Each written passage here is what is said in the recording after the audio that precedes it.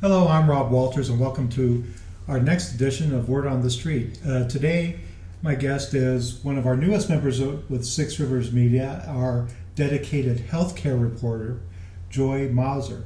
Joy, welcome to Six Rivers Media, and tell us a little bit about yourself, your background, and what do we need to know about you? So I originally come from Chicagoland, about 40 miles west of Chicago.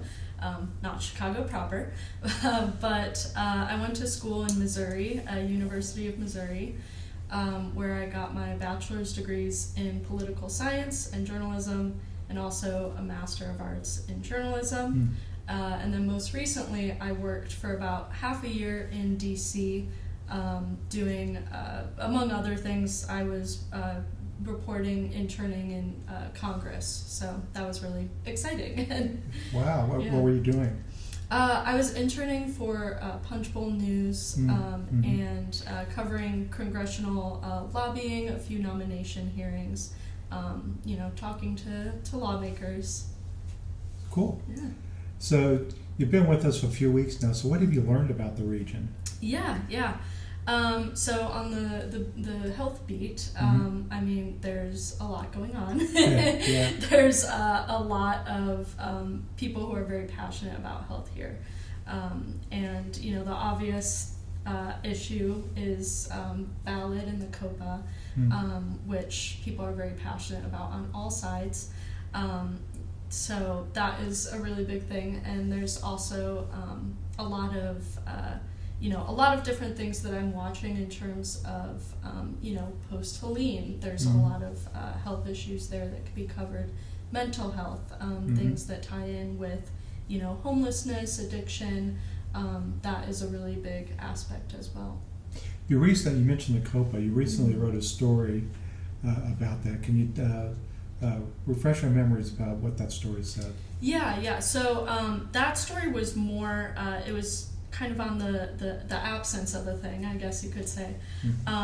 It was about how there hasn't been a public hearing on the COPA for over a year, or almost a year now, since it was originally scheduled. The Tennessee Department of Health schedules kind of annual public hearing on the ballot health merger. They originally had that scheduled for last July. Then they pushed it back to November. Then Helene happened, so they, said they were going to reschedule it. Now it's been over half a year since November. Still haven't rescheduled it. So just kind of, watchdog journalism to focus on, hey, hasn't happened yet, and kind of just pointing that out. Tell us what the word COPA means. Yeah, so that is a certificate of public advantage. It is basically that is the Tennessee version.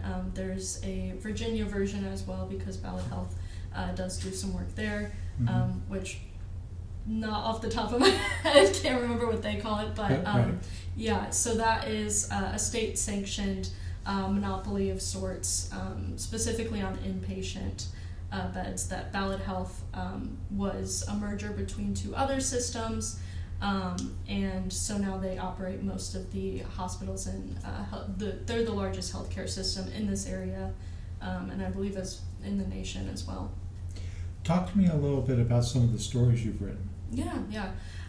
So most recently, I did a story on dental providers and the dental provider shortage here, which is kind of a multifaceted issue. There are dental providers in the region, obviously, but according to federal data, the counties in Northeast Tennessee don't have a lot per 10,000 people, say.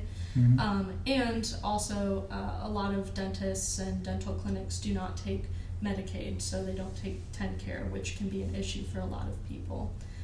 So that is kind of, just an overview on that issue and how multiple dental clinics are approaching it in the area. There's a lot of great growth in that area as well. Kingsport Dental Clinic that is trying to, ameliorate that situation and train more people here so that they stay in the community. Talk to me a little bit more about some of the other health issues you're learning about.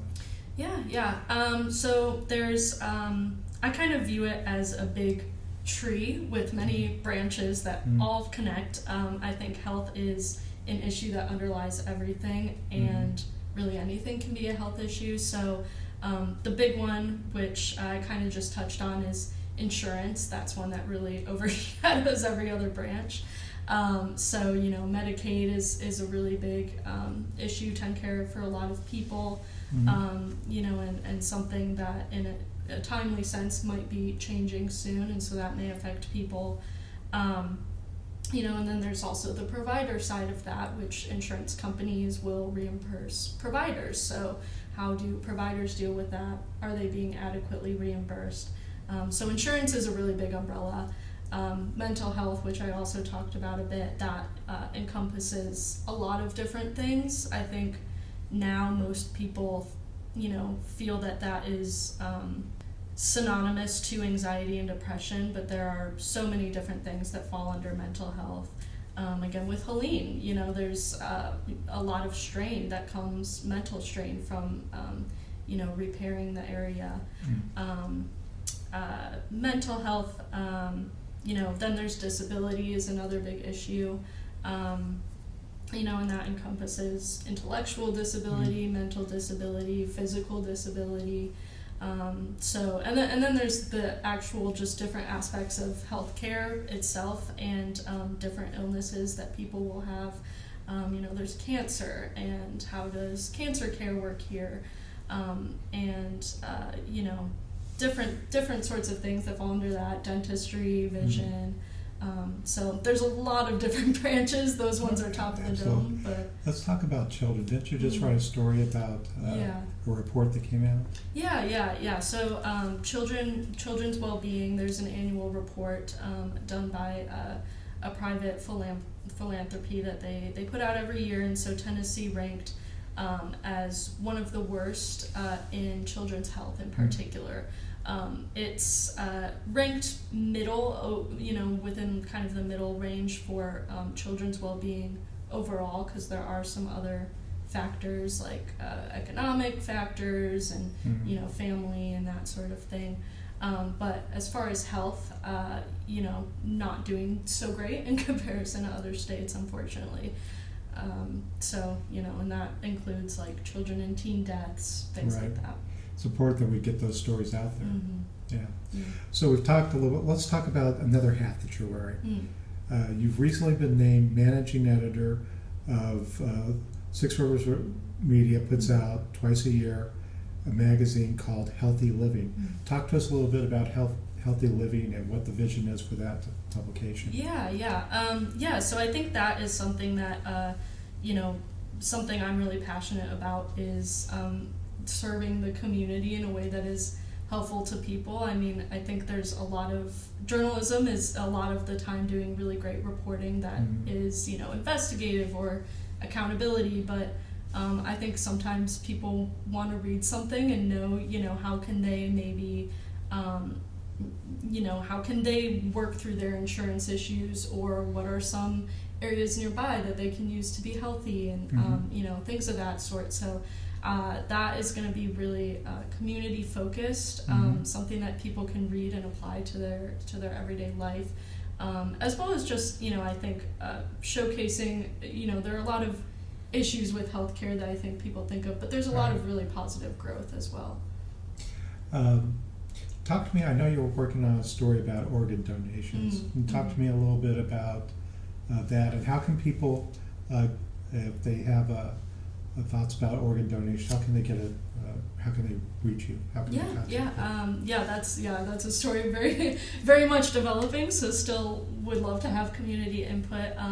That is I'm looking right now at how organ donations here in this region of Tennessee match up to either state or national organ donations, and just kind of an overview on that issue.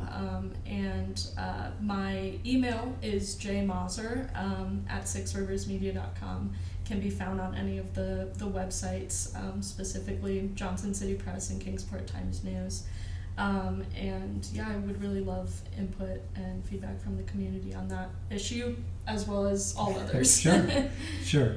And you're out and about, and you visited all 5 newsrooms, and can you talk a little bit about what you've seen in the different areas?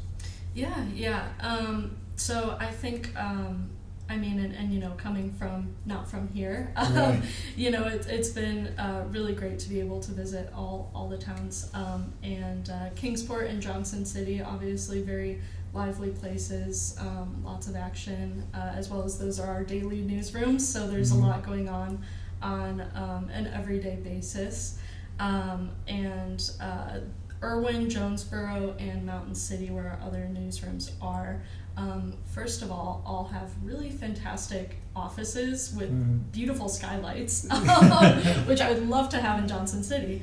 But, you know, they also have a really great pulse on their individual communities. And I think those are, you know, smaller communities than Kingsport and Johnson City, but, you know, they have really great you know, culture is there as well, and each of those have really individual, you know, I think health issues, as well as some of those were, you know, Irwin in particular more heavily affected by Helene, especially the hospital, and so I'm really excited to work with them.